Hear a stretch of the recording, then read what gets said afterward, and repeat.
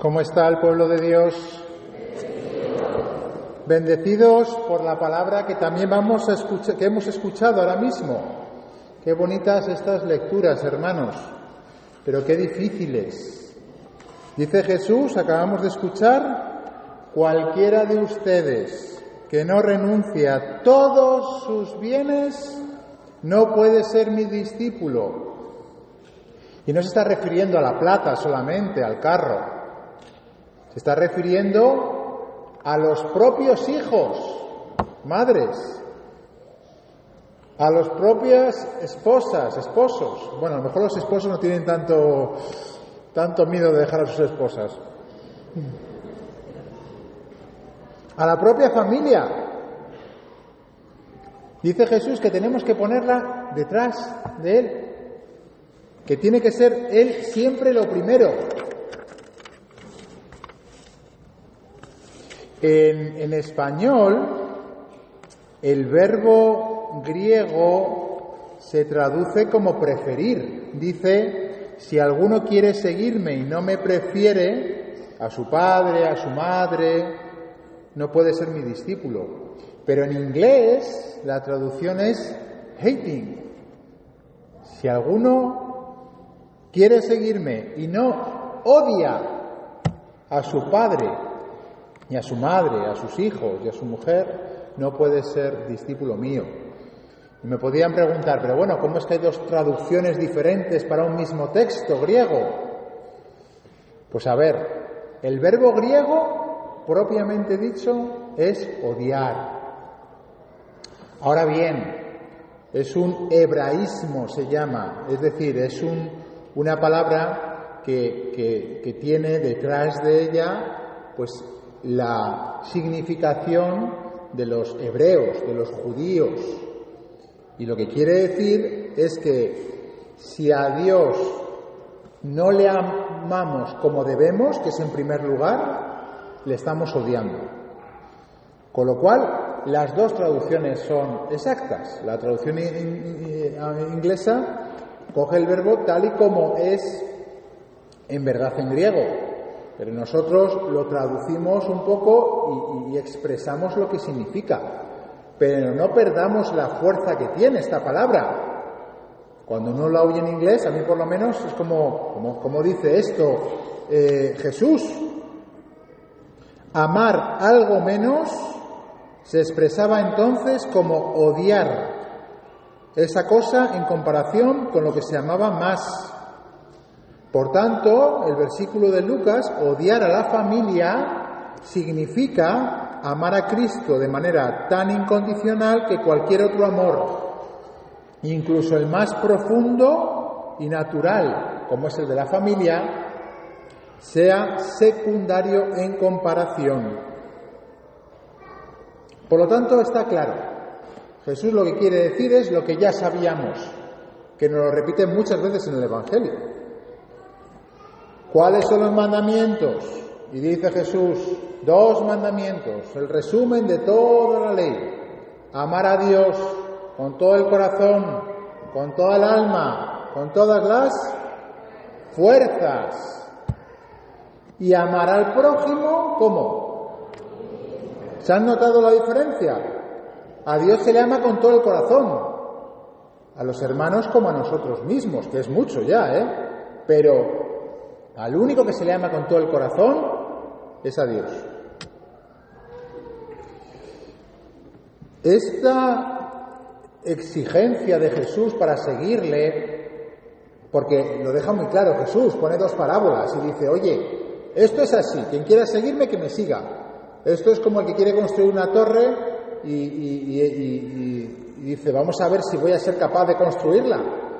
Mejor siéntate antes y mira a ver si eres capaz de construirla, porque si no se van a reír de ti. O si vas a entablar una batalla y tienes menos soldados que tu adversario, mira a ver. Luego este Evangelio Jesús nos está advirtiendo y nos está diciendo, mira a ver si de verdad quieres seguirme. Porque si quieres seguirme, esto es así. Yo no voy a cambiar, tienes que cambiar tú. Tú eres el que tienes que renunciar a todos tus bienes. Si escuchamos esto con el corazón abierto, si escuchamos esto tomándolo en serio, podríamos pensar, esto es una locura. ¿Cómo me pide Dios que yo le ame más a Él que a mi propia familia? O incluso casi que diga en una traducción que tengo que odiar a mi propia familia. ¿Qué es esto? El lugar de donde yo vengo, Europa, España, es un lugar donde estas ideas ya se toman como locura. Es más, se toman como que nos han engañado. Nos han engañado, los curas nos han engañado. Os hemos engañado los curas. Y hemos hecho de esto un negocio. Hubo 3 filósofos que se llamaron los filósofos de la sospecha, eran alemanes, Feuerbach, Marx y Nietzsche, que empezaron a decir, si Dios no existe, es una proyección que tú haces en el cielo de los anhelos que tú tienes en tu corazón, pero Dios no existe. Y lo que pasa es que vienen los curas y hacen de esto un negocio. Y entonces la religión es el opio del pueblo, dijo Marx, para adormecerte a ti y que el cura pueda hacer contigo lo que quiera y sacarte la plata. Y luego llegó Nietzsche, el último, y dijo, no hace falta Dios, a Dios le hemos matado. Esto que se dijo hace ya casi 200 años, esto, hermanos, no es una cosa de Europa. Esto es una cosa que está en lo más profundo de nuestra cultura. Y cuando digo nuestra, digo a la americana. Quizá muchos de ustedes que han venido de sus países de origen y han tenido a sus padres a lo mejor aquí mucho tiempo con la fuerte cultura católica que hemos recibido en nuestros países de origen, quizá esto no lo tengamos en la cabeza. Pero les puedo asegurar que los jóvenes, sus hijos, sus nietos, tienen esto en la cabeza, estas ideas. Y cuando oyen a Jesús decir, tienes que renunciar a todos tus bienes, piensan, esto es un invento, esto es mentira, esto se lo inventa la Iglesia para controlarnos. Dice uno de los seguidores del primer filósofo que cuando leyó su libro sintió una gran liberación de que por fin alguien dijese la verdad, que nos habían engañado. Hermanos, no nos tomemos estas cosas en broma. No hemos sido capaces todavía, la Iglesia, de contrarrestar estas ideas, por muy locas que sean. Por muy locas que sean, no hemos sido todos todavía capaces de contrarrestarlas. No hemos sido capaces de reevangelizar esta cultura donde se nos dice que Dios no existe o que Dios se aprovecha de nosotros y que hay que matar a Dios. No hemos sido capaces. Y si creemos que hemos sido capaces, somos ingenuos, porque nuestros hijos y nuestros nietos, biológicos o espirituales, están alimentándose de esto en toda plataforma de Internet, en toda película, en todo TV show, en toda vídeo de YouTube. Todo esto está detrás. ¿Y qué es lo que tenemos que hacer? Pues evangelizarlo. Pero para evangelizarlo hay que entenderlo. ¿Por qué Jesús es tan exigente con nosotros? ¿Por qué parece que nos lo pide todo? Bueno, sin parecer, nos lo pide todo. ¿Por qué a nuestros hijos podemos y debemos educarles como Jesús nos pide? Bueno, primero nos tenemos que educar nosotros mismos. Y tenemos que tratar a nuestros hijos en un segundo lugar. Y primero Dios. Y nuestra familia en un segundo lugar. Pues miren, hermanos, hay una prueba muy clara de que esto es la verdad. Si miramos qué es lo que pasó en Europa después de estos filósofos, la prueba la tenemos encima de la mesa. Nietzsche fue el que inspiró a Hitler para crear el nazismo. Marx fue el que inspiró el comunismo, que duró todavía más y fue todavía peor. La Segunda Guerra Mundial y los millones y millones de muertos vinieron de estos 3 filósofos. Luego la prueba la tenemos en el resultado de esta filosofía. Y podemos ver ciertamente que es mentira por cómo hemos vivido estos años sin Dios. Porque estamos en una cultura sin Dios, pero esto fue hasta hace 200 años. Antes de 1600, 1700, en Europa, la cultura era profundamente cristiana. Luego llegaron estos filósofos y empezaron a complicarlo todo y al final crearon el infierno en la tierra. Dice un teólogo una frase muy cierta, dice: no es verdad, como a veces se dice, que el hombre no puede organizar el mundo sin Dios. Claro que podemos organizar el mundo sin Dios, lo hemos hecho. Lo que sí es cierto es que sin Dios, en última instancia, solo puede organizarlo contra el hombre. Es decir, cuando no ponemos a Dios lo primero en nuestro corazón, en nuestra familia, en nuestras empresas, en nuestros trabajos, en nuestras sociedades, en nuestros países, todo eso se hunde. Porque somos capaces de organizarnos, sí, pero lo que organizamos va en contra de nosotros mismos. Creamos un infierno. Por eso Jesús se adelanta, que sabe todo esto, y te dice: tú, que te crees que vas a ser capaz de hacer las cosas bien tú solito, fíate de mí, ponme a mí lo primero, dice Jesús, y todo lo demás después. No es que Jesús tenga un complejo de egoísta, no, Él es Dios. ¿Qué ha ganado Jesús viniendo a la tierra? ¿Qué ha ganado, hermanos? La cruz, sufrimiento, la muerte. Jesús es el reflejo de Dios Padre bueno, que nos ha enviado a su Hijo para advertirnos que si no ponemos a Dios primero, todo lo demás que construyamos se cae. Jóvenes que estáis aquí y que queréis tener un novio, una novia, que queréis casaros, que queréis encontrar vuestro príncipe azul, vuestra princesa, ¿qué creéis? ¿Que sois más guapos que los demás? ¿Que el día que os caséis, porque os queréis mucho, vais a ser capaces de formar una familia indestructible? Pues no, ya os lo digo yo. No sois más guapos que vuestros padres.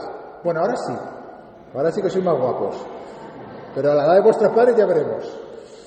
No sois más guapos que vuestros padres, no sois mejores que vuestros abuelos. Y estamos en una sociedad donde el 70% de los matrimonios se hunden, sin hablar de infidelidades. ¿Y es que acaso somos tan, perdónenme la expresión, tontos? Jóvenes, ¿sois tan tontos como para creer que vosotros vais a ser capaces de construir un matrimonio mejor que el de vuestros padres o el de vuestros abuelos porque sois más listos? ¿Porque sois más modernos? No. Por eso, el joven que es inteligente, listo, sabio, lo que hace es fiarse de Dios. Y dice: yo no me gusta vivir como dice la Iglesia, porque tengo que vivir de una manera que cuesta vivir así. Y si tengo que vivir así con mi novio o con mi novia, me cuesta más. Pero como me fío más de Dios, vivo como me dice la Iglesia, como me dice Jesús por medio de la Iglesia. Fíjense la primera lectura, qué profunda es, que es del libro de la sabiduría. La sabiduría. Dice: solo con esas... Los pensamientos de los mortales son inseguros y sus razonamientos pueden equivocarse. Y al revés, solo con la sabiduría de Dios lograron los hombres enderezar sus caminos y conocer lo que agrada a Dios. Hermanos, yo entiendo que nos cueste esto que Jesús nos dice. A mí también me cuesta, Yo creo que más que a ustedes incluso. Jóvenes, es normal que os cueste este evangelio vivirlo. ¿A quién no le va a costar vivir el noviazgo como pide la Iglesia? Manteniéndose virgen hasta el matrimonio. para asegurar que te entregas de verdad a la otra persona y no que solamente estás buscando tus caprichos y tus gustos. A todos nos cuesta vivir como nos dice la Iglesia. Matrimonios, no quiero decir nada acerca de cómo hay que vivir en el matrimonio, la entrega mutua, la apertura a la vida. Claro que es exigente la palabra de Jesús, pero es que Jesús nos lo dice para tu fidelidad, para tu felicidad, para que tú seas feliz.